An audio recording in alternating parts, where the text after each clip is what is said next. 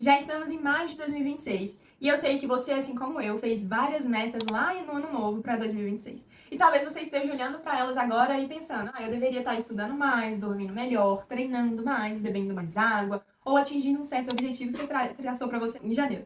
Só que isso não está acontecendo e você pode pensar que você deveria estar se esforçando mais, tendo mais disciplina, ou que você está procrastinando demais. Mas isso te acontece que talvez isso não tenha a ver só com procrastinação, mas que a sua casa e aonde você está executando as suas metas e vivendo a sua vida pode estar te atrapalhando nos seus objetivos. Eu sou a Alda Moura, neuroarquiteta, estudo e pesquiso sobre o impacto do ambiente físico no nosso cérebro, na nossa saúde física e na nossa saúde mental. E hoje eu separei 4 sinais para contar para você de como a sua casa pode sim estar atrapalhando você a executar as suas metas. Sinal número 1. Tudo exige esforço demais. Uma vez um casal me procurou pra gente fazer um projeto da cozinha deles. E na nossa primeira etapa, que é a etapa de briefing, eu entendo tudo sobre eles. Então eu pergunto sobre os hábitos, a rotina, que horas que acorda, que horas vai dormir, sobre todo um processo muito complexo ali da história do casal. E nisso eles me contaram que eles gostariam muito de desenvolver um novo hábito, que é fazer mais exercícios físicos depois do trabalho. Então, praticar mais atividade física. E aí isso pode parecer que não tem relevância nenhuma com o projeto de uma cozinha, mas ali eu entendi uma coisa. Eles tinham apenas 15 a 20 minutos para chegar do trabalho, se arrumar, comer alguma coisa e ir para academia. E muitas vezes esse processo, se ele não tiver adequado e coerente com o hábito deles, que é ir na academia, isso não vai acontecer porque eles não vão para academia. Então, a gente já chega do trabalho cansada, já tem que ir para academia, né? Já tem essa tarefa ali que a gente vai ter que cumprir. Tem louça na pia, tem louça no escorredor para poder guardar. Não tem aonde você preparar um lanchinho rápido para ir para academia, porque você não tem esse espaço. Você já tem tudo aquilo ali para processar e ainda processar que você tem que ir para academia. Então, se aquele espaço, aquela cozinha não tiver de acordo com o hábito, tem muita chance dele não acontecer. Porque é mais fácil a gente não ir comer outra coisa, arrumar, enfim.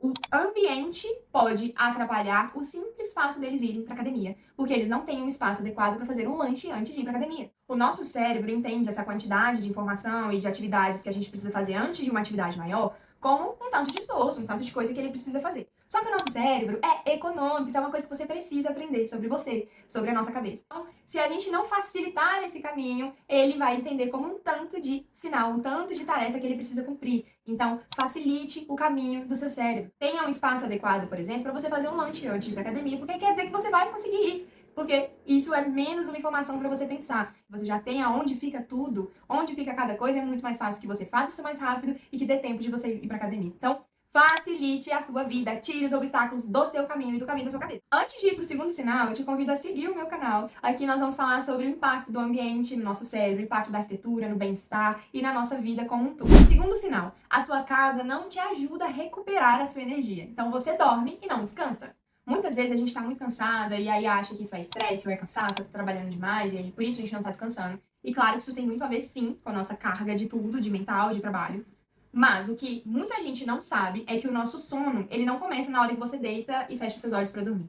Ele começa muito tempo antes, começa horas, 4 horas antes no mínimo. Então, tudo que você faz, os seus hábitos, o que você consome, como que você vive aquelas horas antes de você dormir, tudo que você vê, impacta no seu sono. Tanto é que o tanto de médico fala, por exemplo, a gente não pegar no celular antes de dormir, porque isso influencia o nosso sono. Mas o que eu tô trazendo aqui pra você é que tudo o que acontece nas 4 horas antes de você dormir interfere no seu descanso. Você sabia que, por exemplo, a primeira coisa que você vê ao acordar e a última coisa que você vê ao dormir influencia na qualidade do seu sono e na qualidade do seu dia? E outra coisa, você sabia que o nosso hormônio do sono, que é a melatonina, ele começa a ser produzido horas antes da gente dormir e ele pode ser bloqueado pela nossa iluminação, ou como essa iluminação é na sua casa? O nosso cérebro, ele é um scanner, ele vai interpretar tudo que tem naquele ambiente. Igual a cena lá dos Incríveis, que o Senhor Incrível passa o scanner na caverna. O nosso cérebro, ele vai captar tudo que está acontecendo, mesmo você sem perceber. Não existe nada que você está vendo, ouvindo, escutando, cheirando, todos os seus sentidos que o seu cérebro não está processando aquilo dali ao vivo na sua cabeça. Então, tudo que acontece antes de dormir, na hora que você acorda, vai influenciar a qualidade do seu sono, vai influenciar os seus hormônios, tanto o seu hormônio do alerta, que a gente precisa produzir, que é o cortisol, tanto o seu hormônio de dar a sonolência, que é a melatonina, por exemplo, como isso vai ser distribuído ao longo do seu dia depois. Então, tudo que acontece vai influenciar. E se você não descansa, quem disse que vai te sobrar energia para você ir para uma academia? Para você desenvolver um trabalho melhor, sendo que o descanso é tudo? Ou seja, se a sua casa não te ajuda a descansar, você não vai conseguir ter energia para executar o que você está planejando. E dependendo das combinações de todas essas informações, o nosso cérebro pode entrar num estado mais calmo, de ondas cerebrais mais calmas, ou mais agitado. Por exemplo, o simples fato de você ir arrumar a sua cama de manhã e não conseguir estender ela, porque tem um obstáculo ali do lado, já te deixa estressada e traz essa sensação de alerta pro início do seu dia. Ou então, você acabou de pisar no chão, você tá quentinha dormindo, pisa no chão gelado, isso é um choque térmico no seu corpo. Ou você vai andar, já se bate em um lugar porque você não tem aquele espaço adequado, ouviu um tanto de informação, alerta pro seu cérebro. Você já sentiu essa sensação de acordar? Você já acorda, você sai igual quando a gente acorda com o sol direto na cabeça, direto no olho. Gente, não tem quem não acorda estressado numa situação dessa. Faltou uma cortina apropriada. Agora pensa o contrário. Você acordou tranquila, entrou uma luzinha natural ali pra te ajudar a acordar, porque você gosta, mas não é um sol na sua cabeça. Você conseguiu estender a sua cama feliz da vida, foi de um lado, foi do outro, puxou o lençol, colocou o seu roupão, tirou o seu roupão, não sei, pendurou ele, tem um lugar exato que ele fica lá. Você vai no seu banheiro, você tem um coisinho de prender o cabelo pra fazer o skincare, lá fez o skincare tranquilo, tem uma pantufa, tem um tapete onde você pisa e tá tranquilo. As cores, elas te equilibram, são cores que vão te acalmar. Você olha ao redor, tá cheio de coisa que você gosta, que cultiva a sua história, tem uma foto maravilhosa da sua família, que aquilo ali já vai deixar o seu dia muito mais abençoado, muito mais animado. E todas aquelas informações te fazem acordar, nossa, feliz da vida. Você vai tomar um café, você consegue fazer um café rápido, porque você sabe onde tem tudo, tudo funciona pra sua vida, pra sua rotina, está onde deveria estar, tudo tem seu lugar. A vida flui muito mais. Mas atenção, quando a gente fala de ser humano, que é um ser complexo como nós somos, nada é regra. A cor que me acalma não vai ser a mesma que vai acalmar você. As texturas, as cores, as formas, os estímulos, a temperatura que funcionam pra mim, não necessariamente vão funcionar para você. Por isso que no primeiro minuto do nosso projeto, eu faço um briefing muito completo para eu entender sobre você. Entender quem é você no mundo, como é a sua rotina, a sua personalidade, o que funciona para você e o que não funciona. Porque cada um de nós vai ter uma combinação adequada que vai trazer essa sensação de calma ou essa sensação de alerta. Isso é muito particular da sua história, da sua personalidade.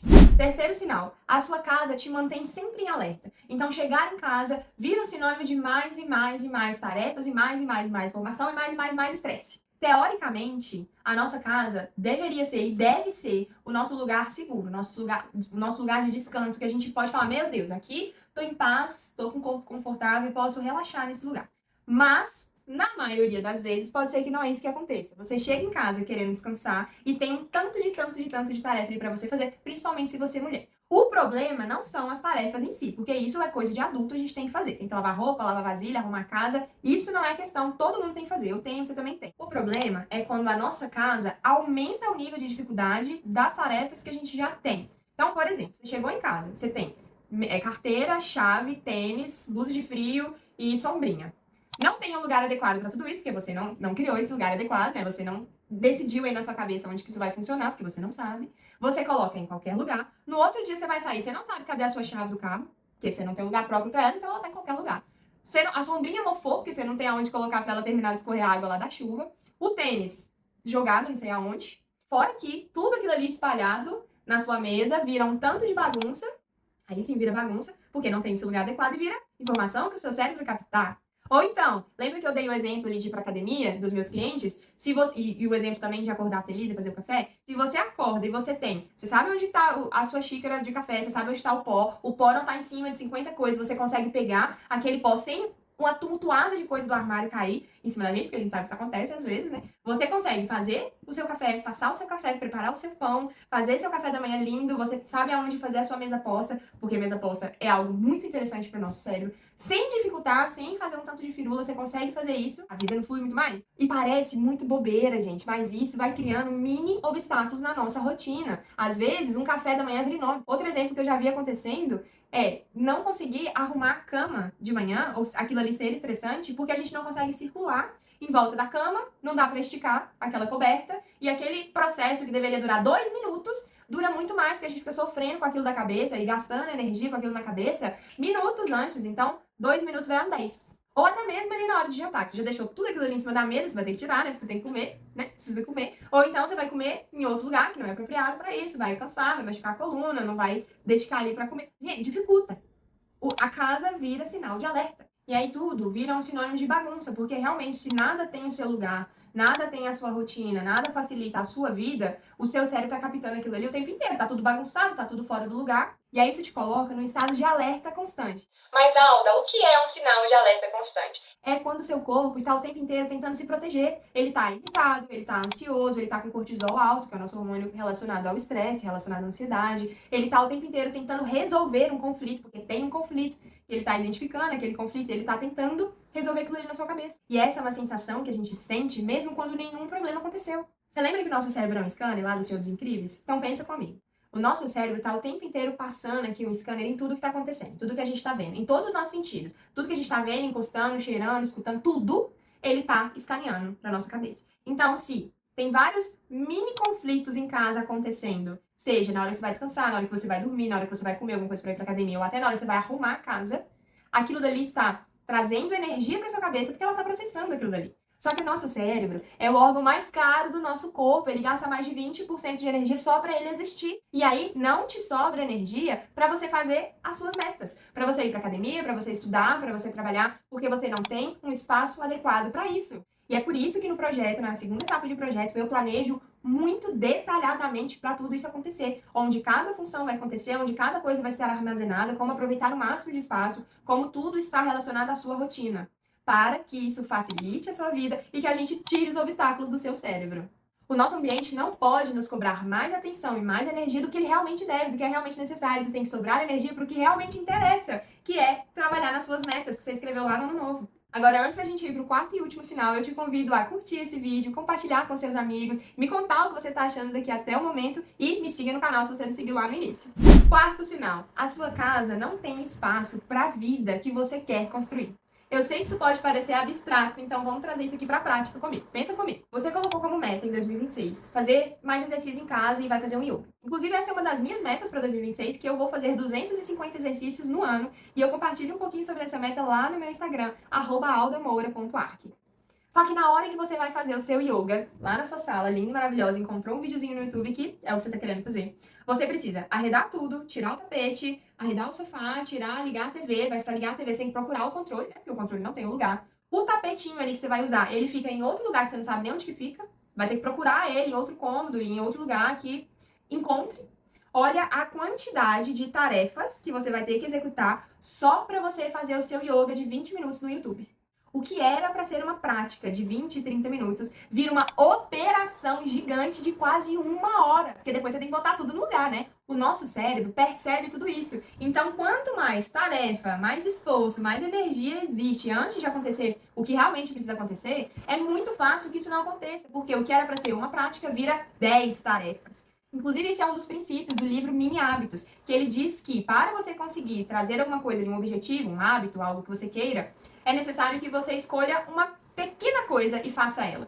Por exemplo, você quer ir para academia. Então, talvez o seu mini hábito seja se arrumar, estar pronto para academia. Ah, se você for, se você não for, aí não entra aqui no mérito do hábito. O importante é você se arrumar. Mas muito dificilmente, quando você estiver arrumada para ir para academia, você não vai para academia. Agora, pensa o contrário comigo. Você vai fazer o seu yoga, você já sabe onde fica o seu tapetinho, você guardou lá em determinado lugar que é para ele mesmo. Então você já sabe onde pegar, depois você já sabe onde guardar. O seu espaço ele já está devidamente preparado para aquilo, ou em alguns momentos vai ter que arredar um sofá, alguma coisa. Você já sabe fazer isso, e a gente vai evitar o máximo que isso aconteça, tá? Ficar arredando coisa dentro de casa. Mas é muito mais fácil de você fazer o seu hábito, de você fazer o seu exercício físico. E é assim que a gente tira o obstáculo do nosso cérebro. E é por isso que quando eu vou fazer um projeto, eu preciso entender qual que é a vida que aquela família quer construir. Lembra do exemplo dos meus clientes que eles querem fazer mais atividade física? Eu preciso identificar isso e fazer o espaço fluir para que eles possam construir a vida que eles querem ter. Sabe o que é curioso nisso tudo? É que muita gente acha que, já que a casa não tá ruim, não tá te fazendo mal, então tá tudo bem. Mas não é bem assim.